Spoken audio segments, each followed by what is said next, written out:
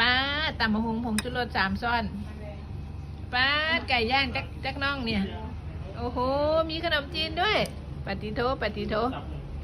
เอาเป็นยังไงแซ่บบ่เนื้อหน่าเลยเถอะเนื้อหน้าหน่อยพูดบ่ได้เมาบ่ได้แซ่บหลายเมากระดูกเมาคำหนึ่งกระดูกนะหาแซ่บโอ้ยเนาะโอ้ยฉลองวันนี้ป้าไลเลี้ยงไก่ย่างส้มตำฉลองก่อนไปเข้าศูนย์ฝึกศิรินทรแบบฉลองแบบแซ่บเลยค่ะแซ่บอ